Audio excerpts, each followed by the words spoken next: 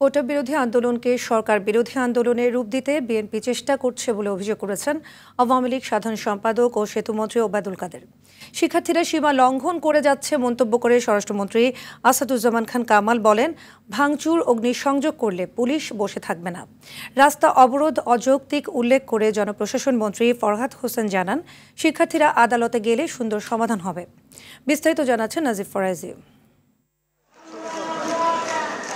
সরকারি চাকরির প্রথম ও দ্বিতীয় শ্রেণীতে মুক্তিযোদ্ধা কোটা বাতিলের পরিপত্র অবৈধ ঘোষণা করে হাইকোর্টের দেয়া রায়ের ওপর আপিল বিভাগের 4 সপ্তাহের স্থিতা অবস্থায় সন্তুষ্ট হননি শিক্ষার্থীরা। আদালতের সিদ্ধান্তকে সম্মান জানালেও আন্দোলন থেকে পিছু না হটে নির্বাহী বিভাগের কাছে কোটা সংস্কারের স্থায়ী সমাধানের দাবিতে রাজপথে তারা। এ অবস্থায় আলোচনার মাধ্যমে কোটা সংস্কার হওয়া উচিত মত দিয়ে কোটা বিরোধীদের আবারও আদালতে যাওয়ার পরামর্শ জনপ্রশাসন মন্ত্রীর। রাস্তায় আমরা ব্যারিকেড করি, আমরা ভোগান্তি সৃষ্টি করি, জনদুর্ভোগ সৃষ্টি করি, এটা করা একটা অনুচিত অযৌক্তিক একটি কাজ। মহামান্য প্রধান বিচারপতি আহ্বান জানিয়েছেন, এটাই হচ্ছে যৌক্তিক জায়গা, কারণ যেখান থেকে বিষয়টি হয়েছে সেখানে যেতে হবে এবং সেখানে গিয়ে যৌক্তিকভাবে সমস্ত বিষয়গুলো তুলে ধরলে আমার মনে হয় যে সমস্যার সমাধান এটা খুব সহজে হয়ে যাবে। সচিবালয়ে আয়োজিত অনুষ্ঠান শেষে স্বরাষ্ট্রমন্ত্রী বলেন, কোটা সংস্কার আন্দোলনের কারণে জানমাল অনিশ্চয়তায় পড়লে পুলিশ বসে থাকবে না। এদের ডিমান্ড যেটা আছে আমরা শুনবো, কিন্তু শোনারও একটা লিমিট বোধহয় থাকে। তারা বোধহয় এগুলি ক্রস করে যাচ্ছে।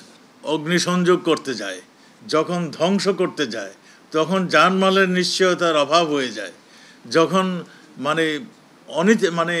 অনৈতিকভাবে কোনো সিচুয়েশন তৈরি হয়, সেইগুলি করতে হলে পুলিশ বসে থাকবে। অনেকেই তাদেরকে ব্যবহার করার জন্য এখন কাজ শুরু করে দিয়েছে, দৌড়ঝাঁপ শুরু করে দিয়েছেন, মীমাংসার পথে চলে গিয়েছে। তারা তাদের এই যে স্ট্রাইক সেগুলো উইথড্র করে তাদের ফিরে যাবেন।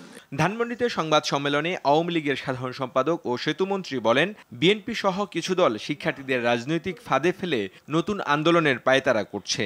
কিন্তু এই শক্তি ও আবেগকে পুঁজি করে কোনো মহল যদি দেশে অরাজক পরিস্থিতি, অস্থিতিশীলতা সৃষ্টি করতে চায়, তাহলে সরকারকে অবশ্যই আইন অনুযায়ী ব্যবস্থা নিতে হবে।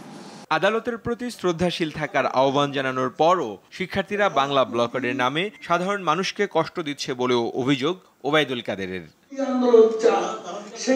নাজিব ফরাইজি, RTV, ঢাকা।